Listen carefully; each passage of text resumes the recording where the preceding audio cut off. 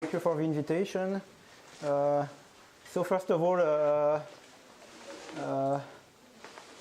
I would like to point out that I was also fortunate to be invited to the recent DAX2 workshop in September, and I already talked about the same topic. So and many people that are here today were also here at that workshop, so I thought I should give a slightly different talk. So we'll see how it goes. So first let me recall what the problem is.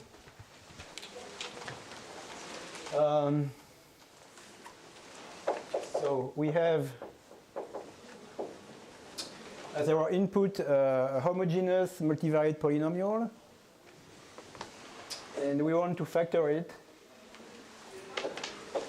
as a product of linear forms.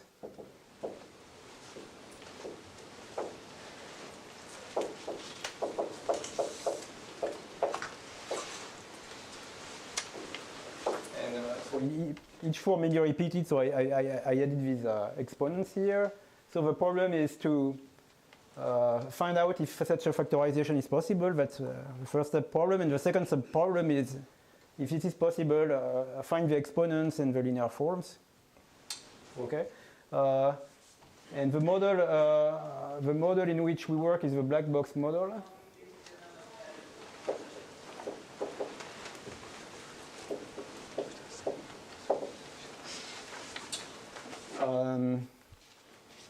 So F, we have only access to F through a black box, but I can evaluate F at any input point we choose. And as already pointed out, I think, by Ketan earlier today, this factorization problem in the black box model, it's already solved in full generality by this algorithm by Kaltofen and Traeger.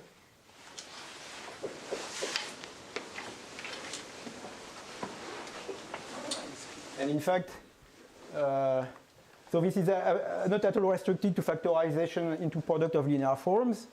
It's really general. You have any polynomial, and what this algorithm does, it produces, from a black box for F, it produces black boxes for all the irreducible factors together with their multiplicities. Okay, so this is much more general, and today we're just looking at the case where these factors are linear forms. Okay. So this is a special case for which we hope to have simpler algorithms. So I will try to present some of these algorithms that we have in this paper with Nicolas. Also, I will say a few words about the applications. So why is this interesting in the first place?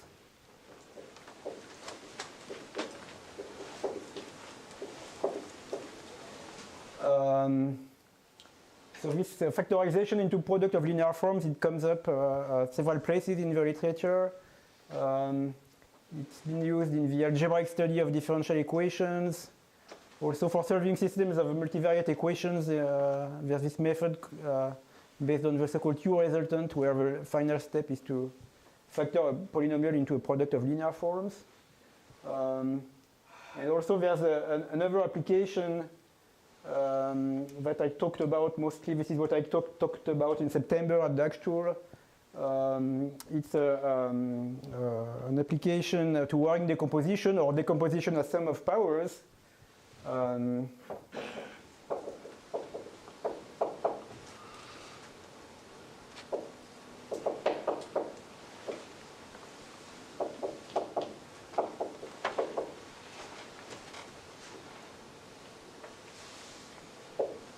So we want to write our polynomial as a sum of powers of linear forms. And Niraj, who is here, he had this algorithm, I think, in 2011 at Soda, where he gave an algorithm for the case where you have as many linear forms as variables. And also, the other assumption is that the linear forms are linearly independent. So he has an algorithm for this, which uses, at some point, factorization into product of linear forms. So this is what I talked about, and also I mentioned some open questions related to this algorithm by Niraj, and maybe I can say a little bit more at the end if I have the time, but basically the main question I think is whether one can give a completely algebraic version of his algorithm, and I can explain later what this means.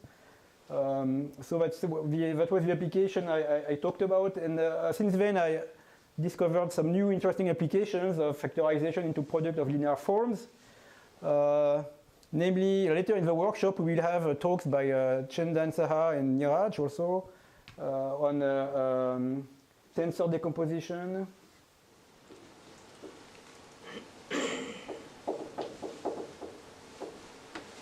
And reconstruction of random depth-free arithmetic circuit.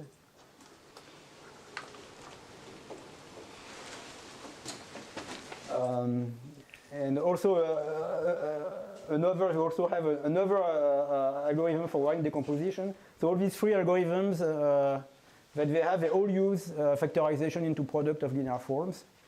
And I think you appealed to this algorithm by Keltefon and Traeger in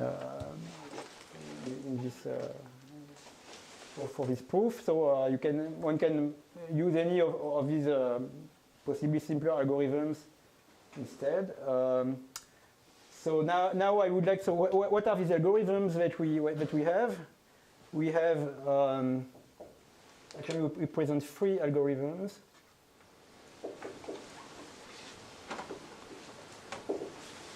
Here's an invariant theoretic algorithm.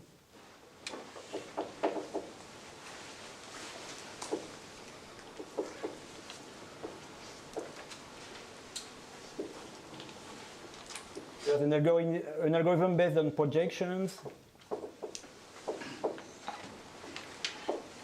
And another one that we call the hyperplane algorithm.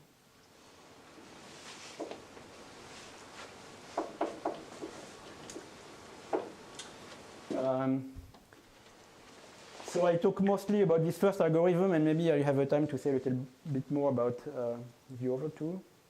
Are these going to be deterministic or randomized? This is going to be randomized. But yeah, it's a good question to ask. So in general, you cannot have. In general, you cannot have a completely deterministic algorithm in this black box model.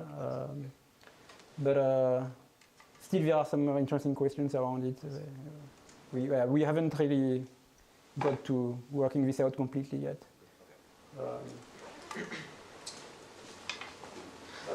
But basically, yeah, if you want, in the black box model, if you want to completely solve this problem, namely output, no, if you don't have such a factorization, and if there is such a factorization, you want to find it. If you want to do this, randomization is probably unavoidable. Okay. I mean, you can prove some formal result along that lines, or what? Yeah, but it's information theoretic. It's it's based on the number of you can only make a polynomial number, of course, to the black box, and there are so many parameters. For a homogeneous polynomial of degree d in n variables that you don't get enough information from a polynomial number, of course, to the black box. What about just the exponents? What about just the number of them and the exponents? Ah, you mean just finding the exponents? Yes. I'm not sure about this.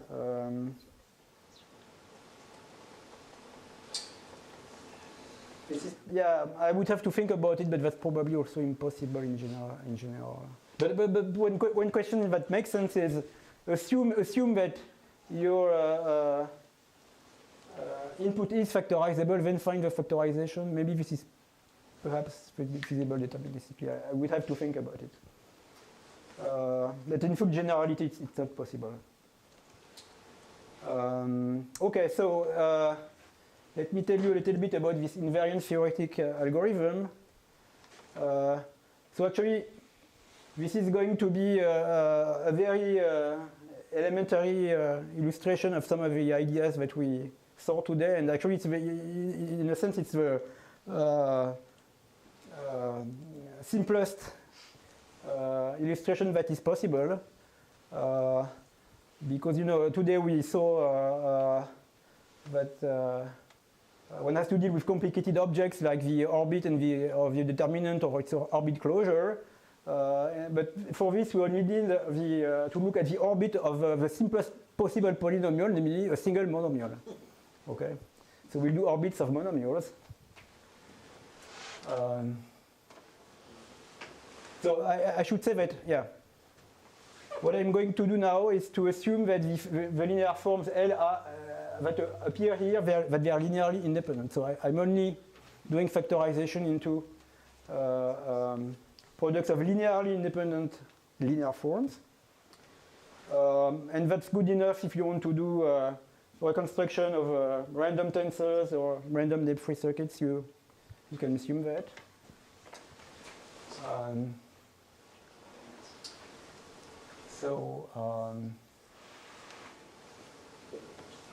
The point is this.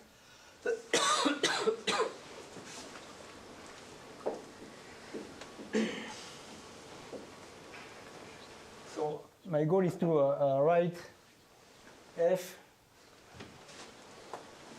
as a product of powers of n linear forms.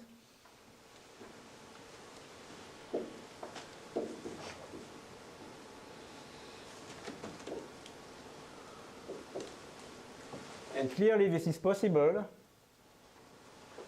if and only if F is in the orbit of this monomial, x1 to the alpha 1, xn to the alpha n, for some invertible matrix.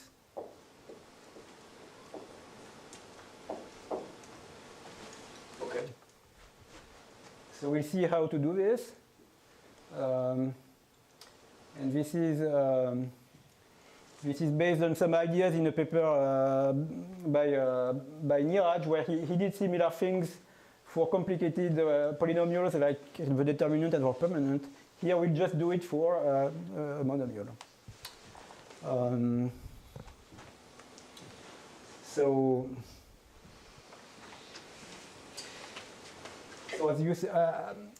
as we saw, the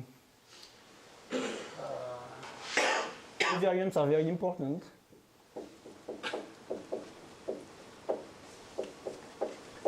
So first of all, let me recall that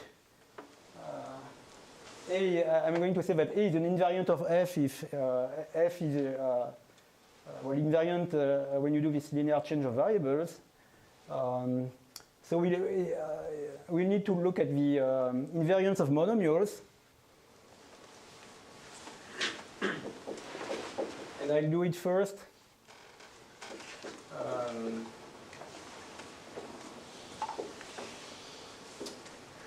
In the case where all the exponents are equal to 1.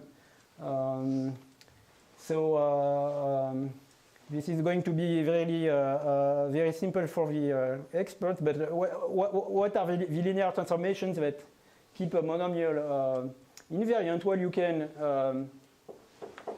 multiply each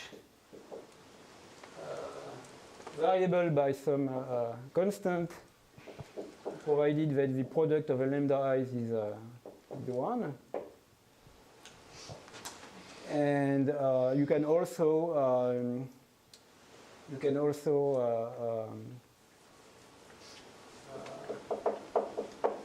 distribute the variables for some arbitrary permutations.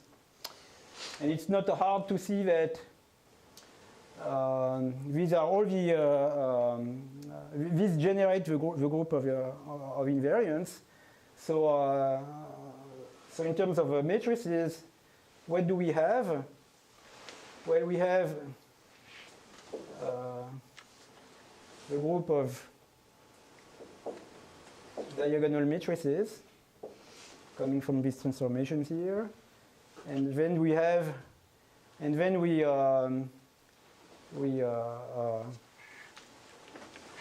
can apply arbitrary permutation, multiply by arbitrary permutation matrices. So, for instance, for n is equal to 2, we have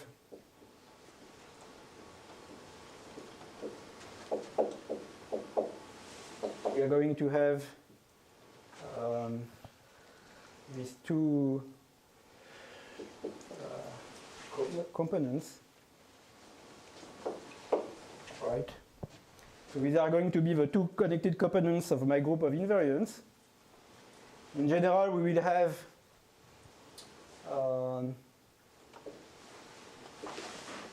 n factorial connected components.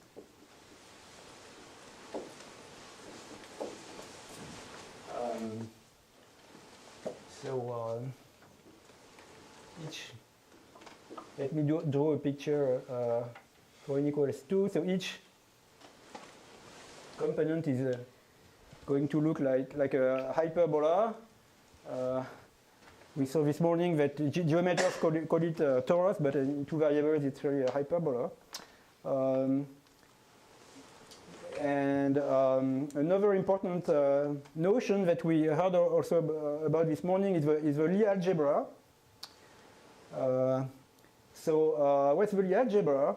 Well, you have these n factorial connected components, and there's one of them that contains the identity matrix. And the Lie algebra, it's the tangent space at identity. So you would have to think of this point here as the identity matrix.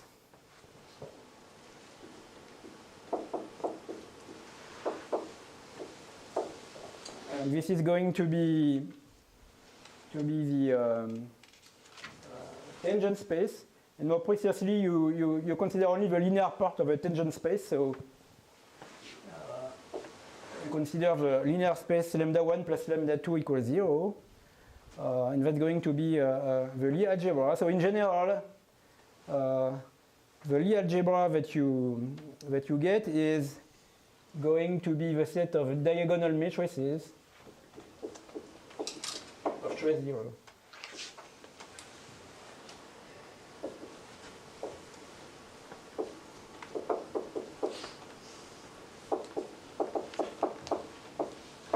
So that's the Lie algebra of the group of invariants of this monomial x1, x2, xn. So I should mention, so this is, I'm sure, very obvious to the experts on GCT in the room, but if you get bored during this talk, I can propose a problem for you. So the problem is, so I'm going to explain how we can use these ideas to factors into problems of linearly independent linear forms.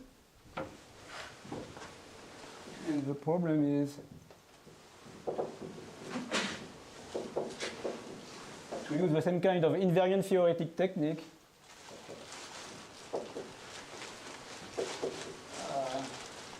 to remove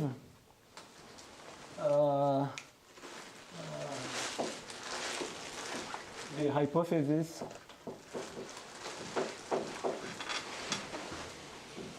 of linear independence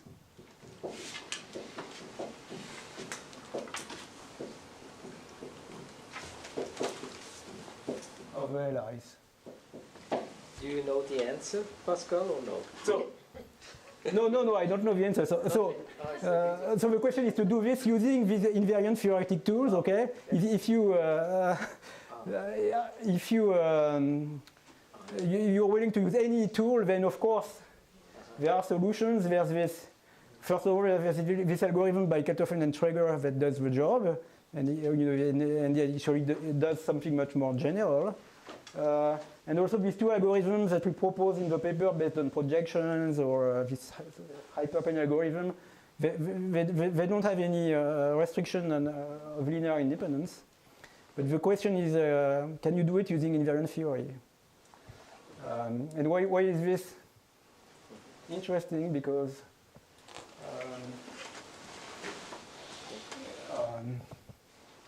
in fact, this is because of this orbit closure, right?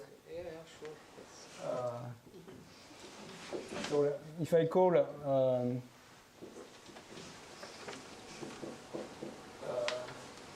I do it like this, the orbit of x1, x2, xd of this monomial, and if I take its closure,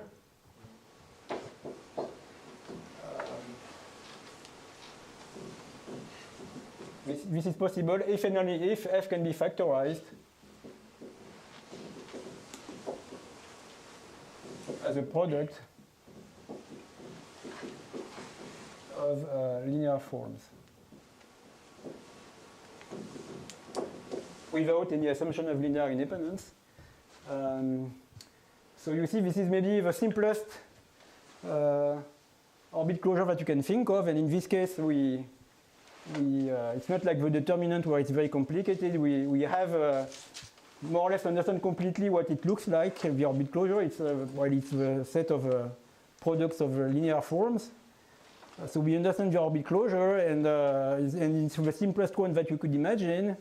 And the question is, are we able to deal with this orbit closure using tools from invariant theory? So this might look like maybe a prerequisite before tackling much more complicated objects like the orbit closure of a determinant.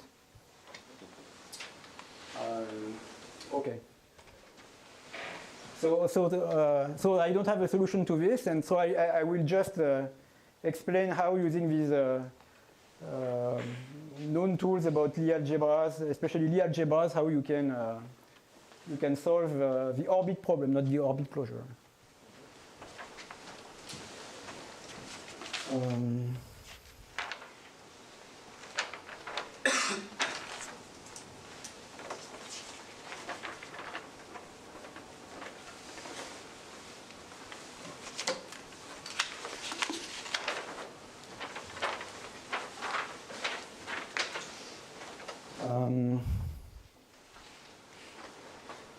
Yeah, I should point out.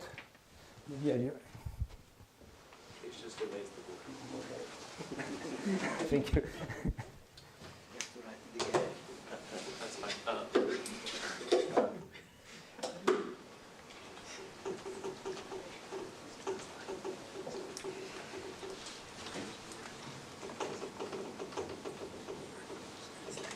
Reservation in the restaurant. So for now, I just did here a case where all the exponents are equal to 1, but I'll give you what you get when the exponents can be arbitrary. So for arbitrary exponents,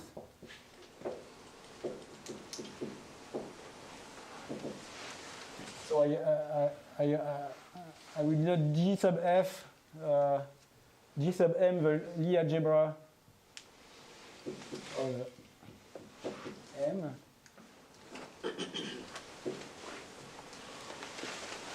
So this is the set of diagonal matrices.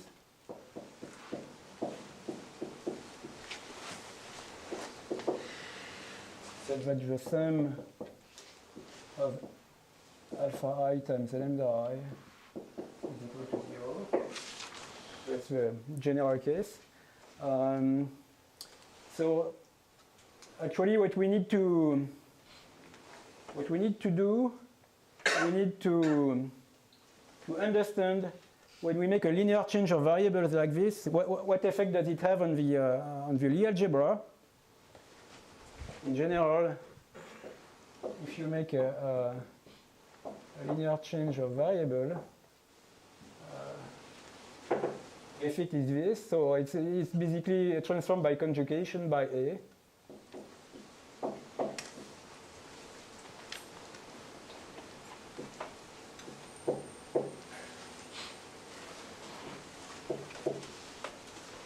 is a known fact.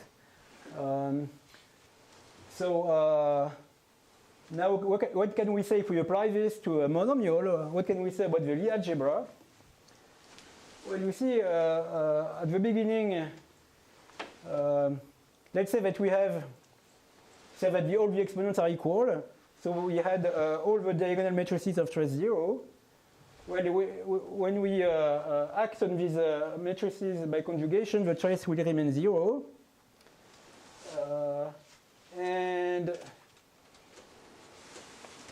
the important property is that GP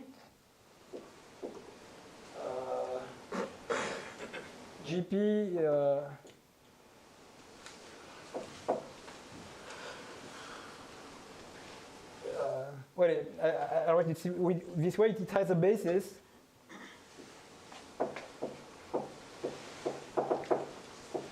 of n-1 traceless matrices of trace 0.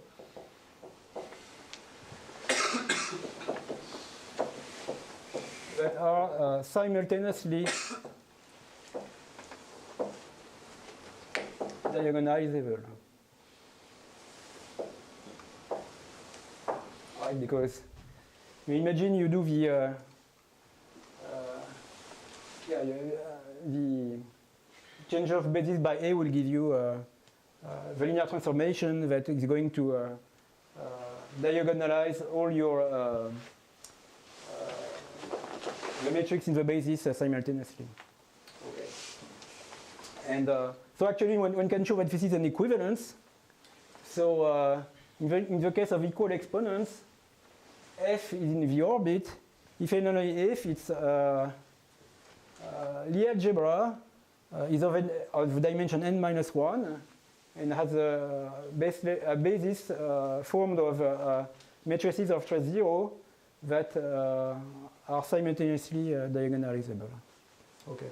So this is the characterization that we will use. And in the general case, when you have possibly different exponents, you don't have trace 0 anymore. You just have this property here, and now you have to find the exponents. How much time left? 17 minutes. 17? Okay, good. So I'll try to write down the algorithm. I can find it. Oh.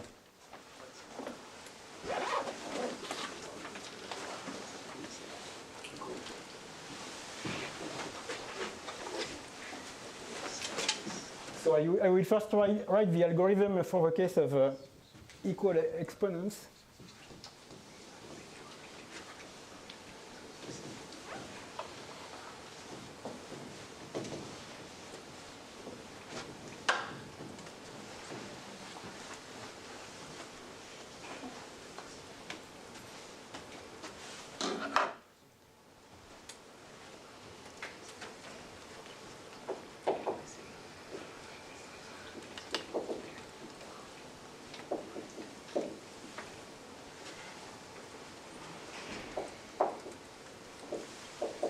Just to remind you, the input is this n-varied polynomial, homogeneous.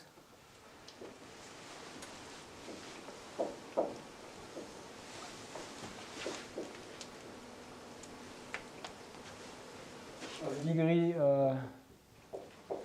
d equals a multiple of n. And the question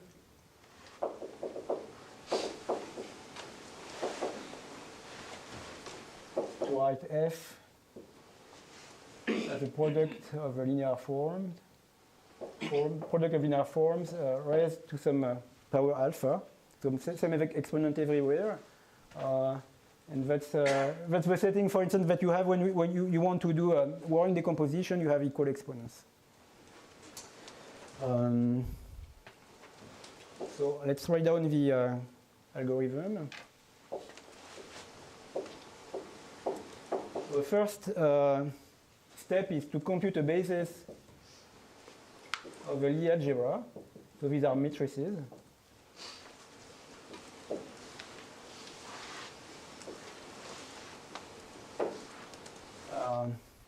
So this can be done in general by an algorithm due to Niraj, the black box model.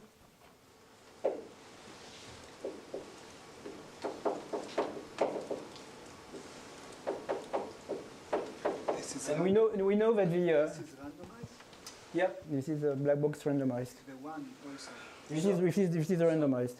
Scott, so they all equal, they all the same alphas, yes, in your case now? Yes, So then you know what is alpha? yes. Yeah. So I'm just curious, maybe I'm missing something. You can, if you use randomized algorithm, you can go to gradients and to extract matrix A and to check whether they equal to each other. So you're suggesting a different algorithm? So again, the gradient of f of x, if I know that, okay, it would be A times gradient of that m, okay? So just go to many points, I get my matrix A, I solve system of linear equation, and after that I check whether f of x equal m of x by polynomial, by randomized algorithms. Okay. Yeah, I would have to think about it, but there are many algorithms are possible. No, but that requires knowledge of alpha, that, okay. That's Okay. very simple algorithm. Yeah, but there are this is that's the whole point in a way. Yeah, maybe your algorithm is even simpler. So actually, yeah, some of the hyperplane algorithm that we propose is also quite simple. So the point here is to give a simpler algorithm than this general Kaltofen-Traeger The algorithm. complexity of algorithm or illustration of invariance theory. What is the point here? Algorithm to have better complexity or to have a better illustration of invariant theory? Well, it's kind of an illustration, and if you try to generalize a little bit already, we don't know how to do it. And for the complexity, yeah, so that's a good question. At this point, we don't have really an improvement over Kaltofen and Traeger, but yeah, we do plan to work on that.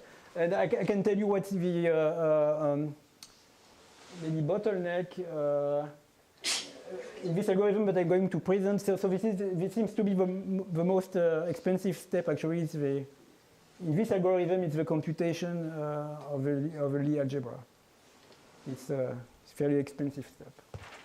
Okay, but possibly that can be improved.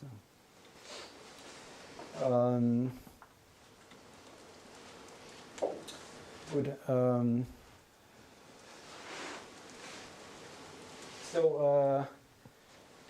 To remind you, so we have checked that we have a basis formed of n-1 matrices, and now we want to check that they are simultaneously diagonalizable.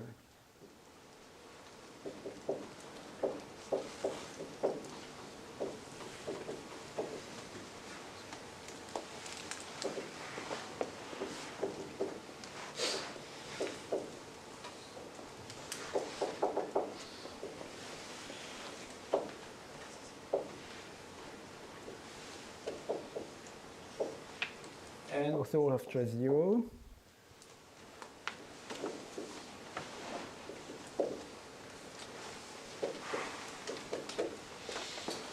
If not, we reject.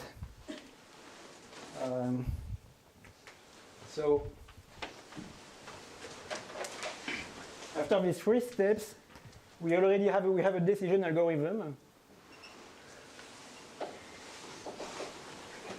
So if these first three steps succeed, we know that f can be factorized like this. And then it remains to actually find the factorization.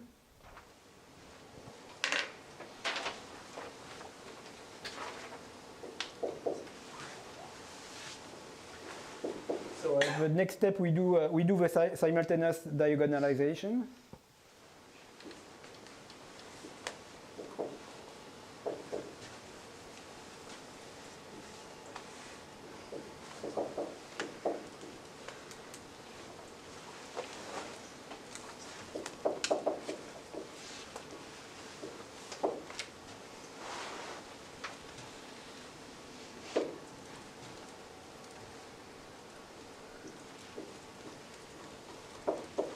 And then we can output the answer. So in this case, by what I said before, we know that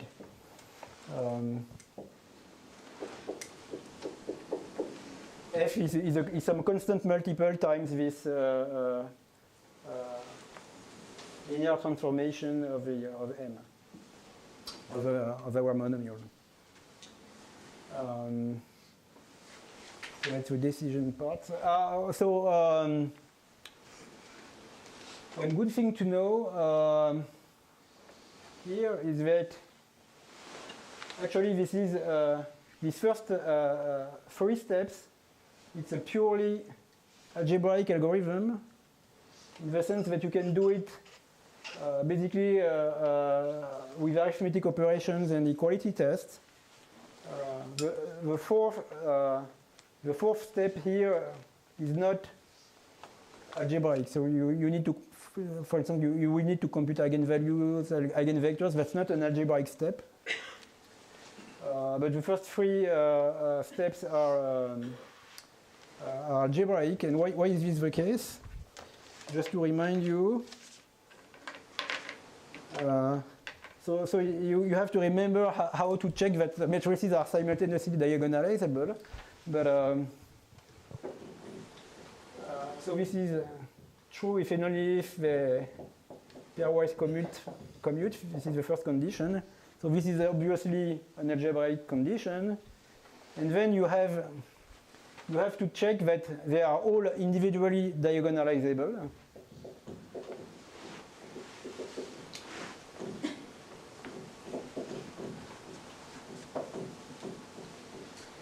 And how do you do this? Well, you consider the characteristic polynomial of K over matrix B.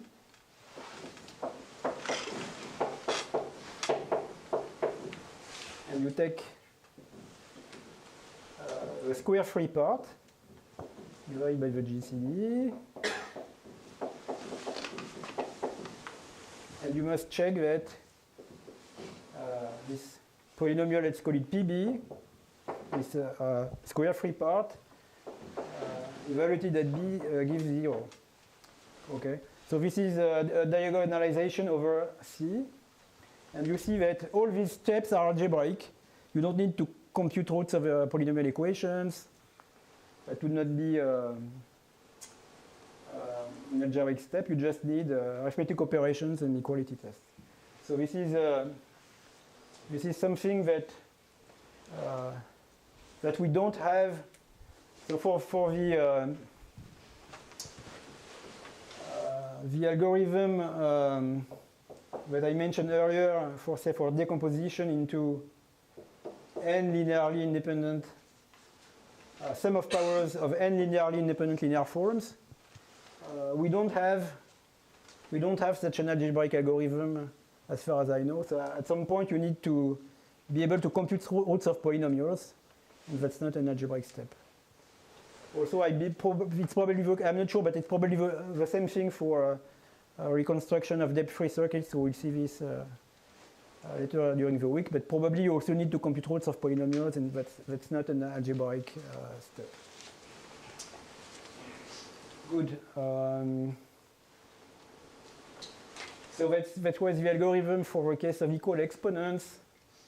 And now for the case of arbitrary exponents. So what do we do? So it's maybe I'm not going to write the algorithm in full, but it's very similar. So what's the main difference? So you don't have the trace zero condition here.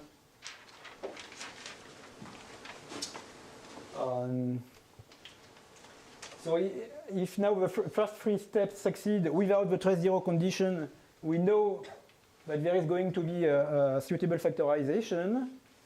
Then you do your change of basis here. You obtain a space of diagonal matrices. And how do you get the exponents? Well, now you're going to obtain after this change of basis, you're going to obtain a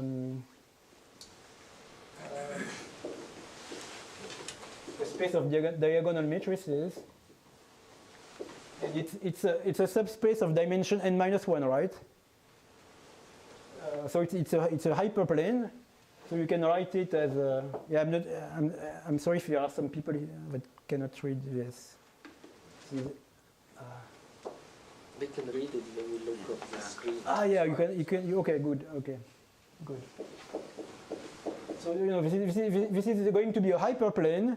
So it's defined by a linear equation like this, and basically, so you have to find these coefficients here, and these coefficients, they are your exponents. So voilà, that's what you do in general.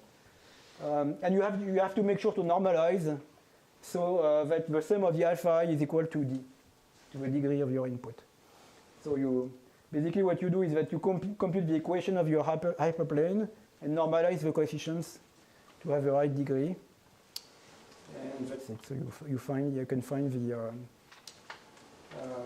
coefficients like this. The exponents. Okay, so I guess this is what I had to say on this invariant theoretic algorithm. How am I doing on time? 2 minutes. Maybe I can I can tell you something about one of the other algorithms.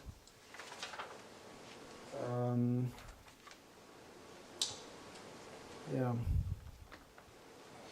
So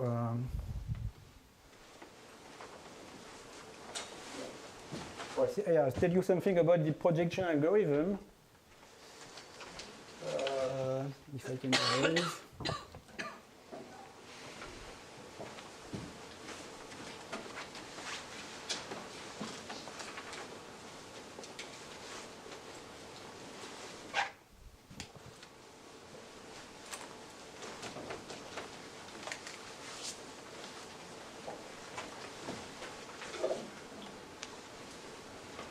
Let's do it on an example.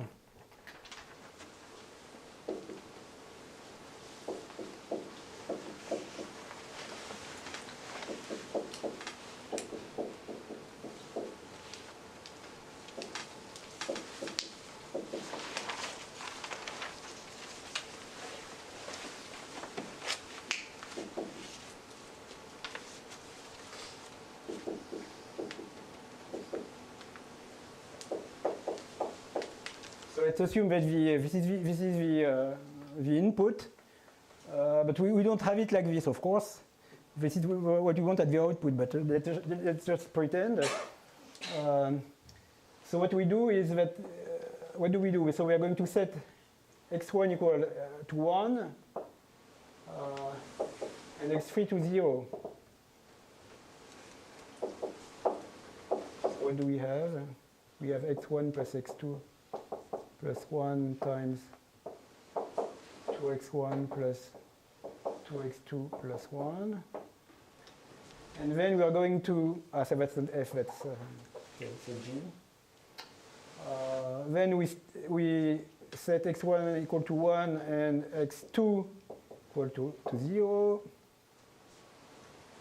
And this is going to give us another polynomial, x1 plus x3 plus 1 x1 plus 2x3 plus 1. Okay. So you see that, in fact, what we are doing here, we are doing a reduction to factorization of bivariate polynomials. So we reduce factorization of n-variate polynomials to factorization of 2-variate polynomials. So you need to have an algorithm for factorization of bivariate polynomials, which you can you can expand them in dense representation and factor them. So this is a known fact. And now you see, once you have the factorization of G and H, you want to recover a factorization of F, and it's kind of clear what you have to do, right? So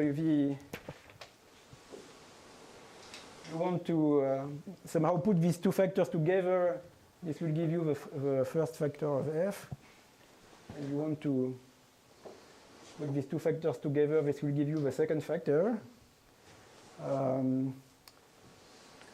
And how do we know this? Well, we know that we have to do this because the coefficient of x1 is the same here and here. It's 1, and here it's the same. It's 2. So that's how we know that we have to make this choice, and we don't want to group these two factors together and these two factors together. That would be a very bad idea, right? Okay. So this works on this example, but actually this does not always work. So you can have examples of two polynomials, say f1, f2, where you apply this, for each polynomial you apply this transformation, and you get the same pair GH. If you have bad luck, you get the same pair GH. So if you get the same pair, there's obviously no way to go back from this pair to your original polynomial. This is not possible. So how do you avoid this? Well, then it's not too hard to show that if you first do a linear transformation on your input polynomial, you make a random change of variables, then this problem disappears, and you can always recover your starting polynomial from this pair. Okay, so I guess I don't have time for more details.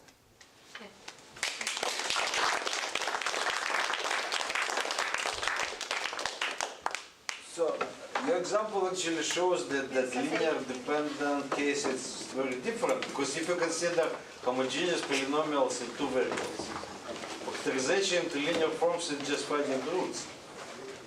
So homogeneous polynomial in two variables? Yes, it's finding roots, yes. Yeah, so if you have very simple thing, you like have a new algorithm for roots. And you cannot, so it's kind of very,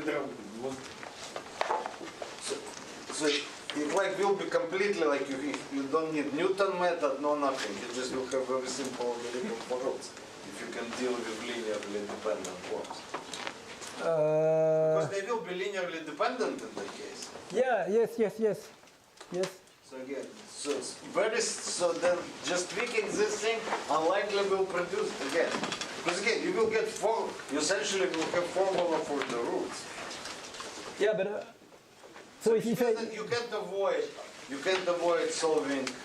So here you had no. No, but okay. I'm asking only for a decision algorithm. So. For decision? No, for decision. There's two issues. There's decision algorithm, and then there's actually computing the roots.